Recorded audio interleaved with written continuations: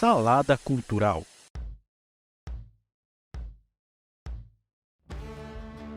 Olá, eu sou o Márcio Andrade e começa agora a segunda temporada do Salada Cultural.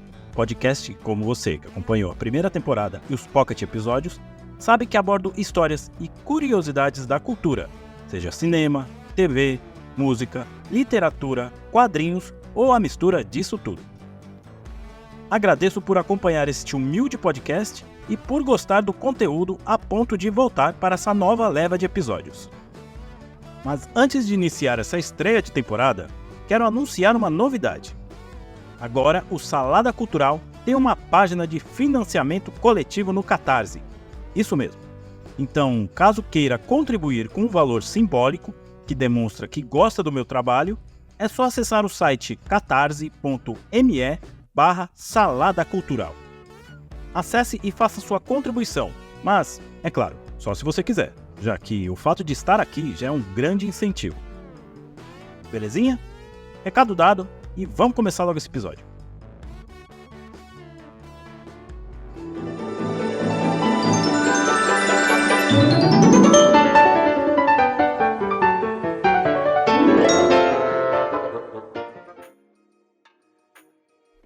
A TV Cultura de São Paulo guarda boa parte da memória afetiva de quem foi criança na década de 1990.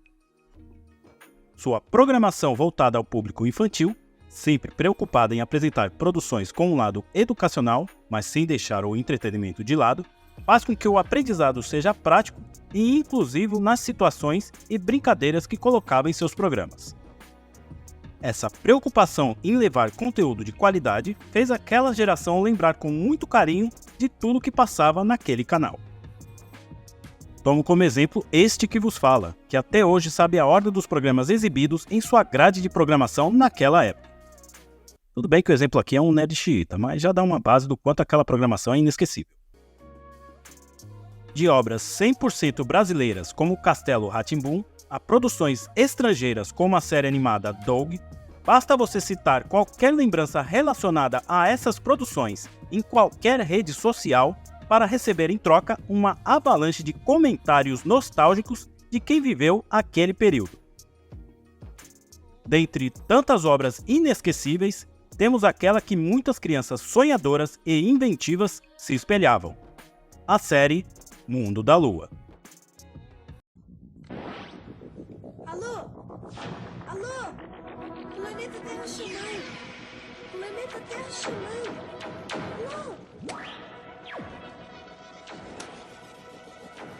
Esta é mais uma edição do Diário de Bordo de Lucas Silva, falando diretamente do mundo da Lua, onde tudo pode acontecer. Criada pelo roteirista Flávio de Souza, a série acompanhava Lucas Silva, interpretado pelo então ator mirim Luciano Amaral, que em seu aniversário ganha um gravador antigo de Orlando, seu avô, defendido pelo saudoso ator Gianfrancesco Guarnieri. E a partir desse presente, ele cria, a cada episódio, histórias surreais baseadas em situações em que ele está vivendo na história do dia. Completando o elenco de peso, temos Antônio Fagundes como Rogério, pai de Lucas, Mira Har como Carolina, a mãe do garoto, Maiana Blum como Juliana, sua irmã mais velha, e Ana Delira como Rosa, a empregada da família Silva. A série ainda contou com participações especiais de Lucinha Lins, Laura Cardoso, Denise Fraga, Edson Celulari e tantos outros artistas consagrados e talentosos. Foram produzidos 52 episódios que eram inicialmente exibidos aos domingos, de 6 de outubro de 1991 a 27 de setembro de 1992. Logo após, esses episódios foram reprisados diariamente na programação da TV Cultura e durante o período de janeiro a março de 1993, ocupou o horário da manhã da TV Globo. Mundo da Lua ainda recebeu o prêmio da Associação Paulista dos Críticos de Arte, a APCA, de melhor programa infantil de 1991. Esse breve resumo que fiz foi para mostrar, ou relembrar, o programa que foi ao ar na TV Cultura naquela época e é exibido até hoje no canal de TV por assinatura TV Rá-Tim-Bum. Mas nesse primeiro episódio da segunda temporada do Salada Cultural, eu vou contar sobre os primeiros episódios de Mundo da Lua que não foram ao ar. Foram produzidos 4 programas, com estrutura de roteiro, atores, cenários e outras tantas diferenças que foram inutilizados para que o Mundo da Lua que conhecemos tomasse forma. Bora saber? Então bora! Começou o Salada Cultural. Salada Cultural.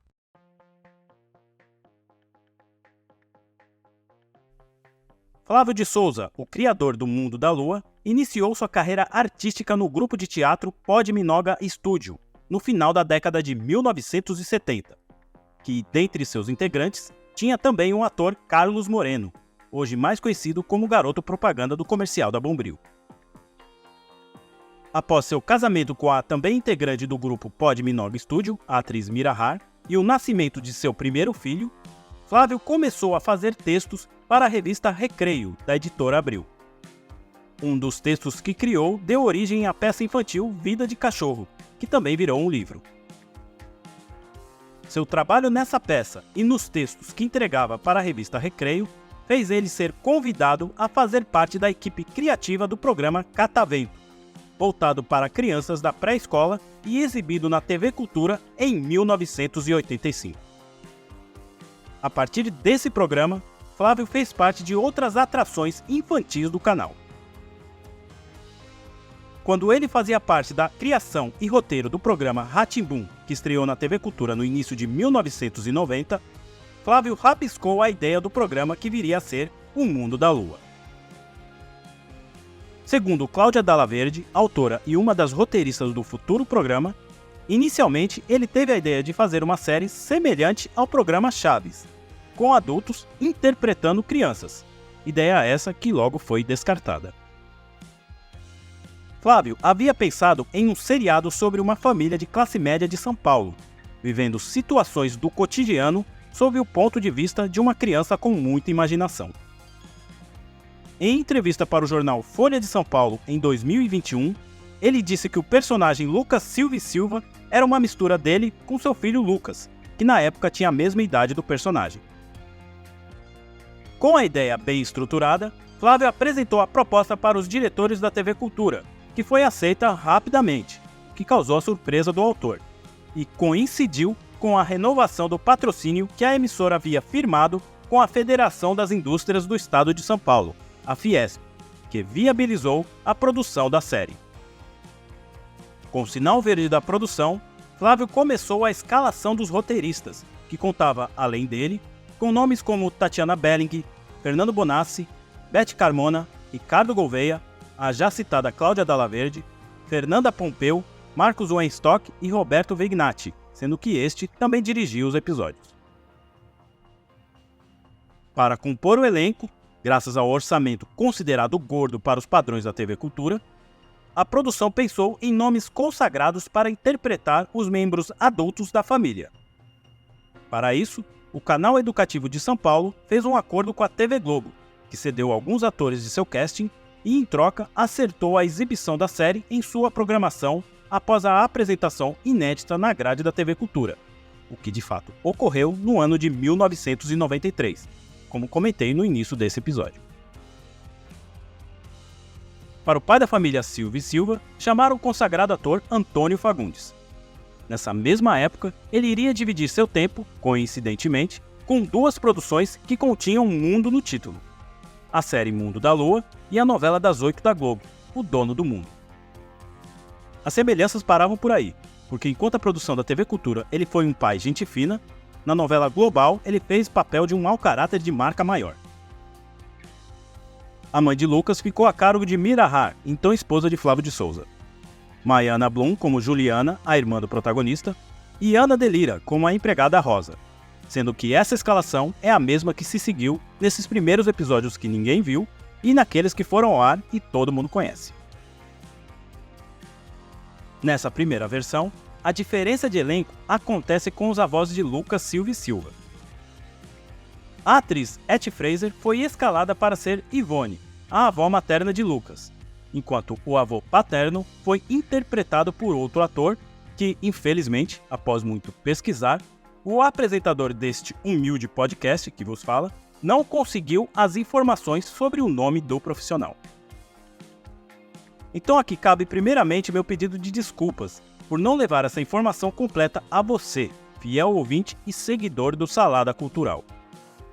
E em segundo lugar, caso alguém que esteja ouvindo este episódio e saiba o nome do ator que interpretou o avô Orlando nessa primeira versão do Mundo da Lua, comente aqui ou em meu perfil do Instagram, o @marcioand. Sua resposta será repassada no próximo episódio, dando seus devidos créditos, além de ter minha gratidão eterna pela contribuição.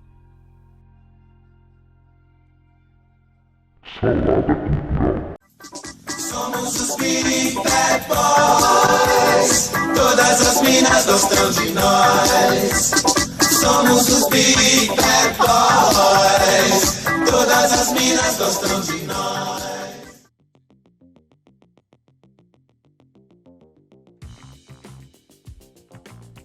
A escalação de Luciano Amaral para o papel de Lucas Silva e Silva surgiu após a equipe criativa ver o ator mirim em uma propaganda do produto Vick Vaporub. Ontem eu estava com a respiração ruim, com o peito congestionado, com a garganta raspando e o nariz entupido. Aí, mamãe passou Vick Vaporub. Vick Vaporub descongestiona o nariz, acalma o peito e alivia a tosse.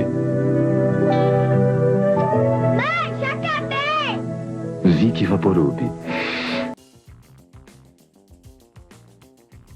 Ele concorreu à vaga com milhares de crianças e conseguiu o papel que hoje fica difícil de imaginar outra criança senão o Luciano para fazer o protagonista da série. Outra diferença dessa versão é o local onde se passaria o programa. A família Silva e Silva morava em um apartamento que pertencia ao avô Orlando. Dessa versão inicial, 6 episódios foram roteirizados, sendo que 4 deles chegaram a ser gravados e editados. Nessa versão, segundo conta Maiana Blum, além do espaço reduzido, já que a história se passava em um apartamento, havia um lado mais realista na história, reduzindo a parte de imaginação de Lucas e seu gravador, que vale citar, não era o mesmo gravador que conhecemos. Outro ponto era a proximidade com fatos e pessoas reais, como, por exemplo, a Juliana, irmã de Lucas, era fã da cantora Madonna nessa versão. Ou seja, os Big Bad Boys e a Mona Lisa foram criações posteriores. Em um vídeo em seu canal no YouTube, Flávio de Souza conta que esses episódios iniciais foram feitos sem uma supervisão por parte da TV Cultura, que após os 4 episódios gravados estarem prontos, a chefe de pedagogia da emissora, ao qual ele não citou o nome, mas diz que vivia tendo discussões acaloradas com ela, achou que as histórias não eram educativas o suficiente. Naquele período, todas as produções do canal público de São Paulo seguiam uma rigorosa regra de que tudo que fosse produzido precisava ter um componente educativo forte, muitas vezes seguindo à risca o currículo oficial da escola pública brasileira. Por isso, foi decidido descartar aqueles 4 episódios já produzidos e refazer do zero toda a série.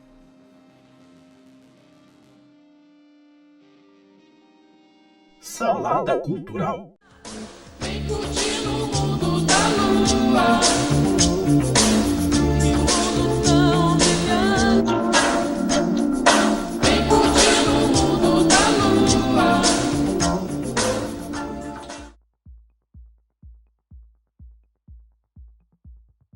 Para ajudar nessa reestruturação, foi chamada Ana Mui Laerte, diretora e roteirista que hoje é conhecida pelo filme Que Horas Ela Volta.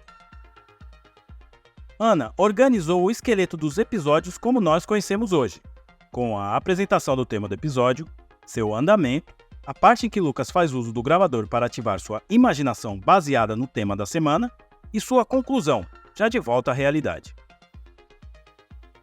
Todas essas mudanças levaram em torno de 4 meses para serem concluídas a ponto de retornarem à gravação dos episódios. Por conta disso, muitas mudanças no elenco também ocorreram. Os avós de Lucas foram substituídos por Gianfrancesco Guarnieri e a atriz Liana Duval, que ficou no lugar de Etty Fraser, porque esta assumiu outro trabalho na TV Globo, mas ainda fez participações especiais em alguns episódios, interpretando a tia-avó Yolanda.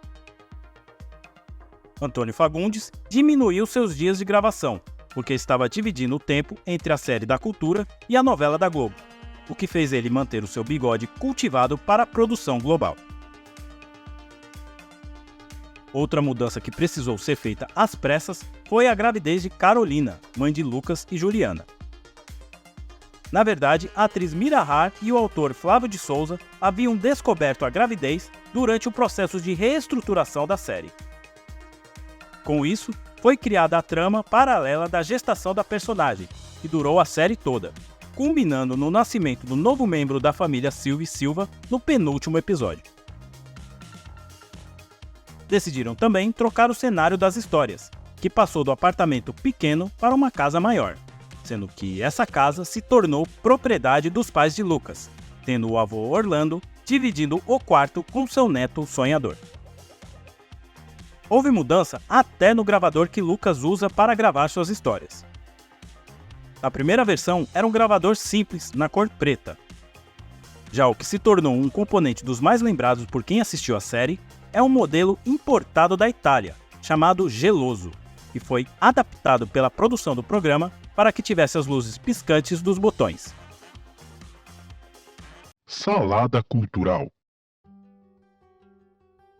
Com um cuidado redobrado em refazer do zero a série, talvez tenha sido esse o fator decisivo que contribuiu para que Mundo da Lua se tornasse um sucesso tão grande, sendo a maior audiência da TV Cultura na época, e tendo o carinho de todos que assistiram. Nenhum dos envolvidos na criação do programa sabe o que aconteceu com os 4 episódios que foram gravados e descartados, tendo apenas registros fotográficos. Como é comum em canais de televisão, é bem provável que a TV Cultura reaproveitou as fitas que tinham essa versão e gravado outros programas em cima. Se até a gente fazia isso naquelas fitas VHS do final do videocassete, por que uma TV estatal não faria? Mas o que fica é a lembrança daquilo que foi ao ar, que valeu e ainda vale a pena ver e rever as histórias de Lucas Silva e Silva, que falava diretamente do mundo da Lua, onde tudo ainda pode acontecer.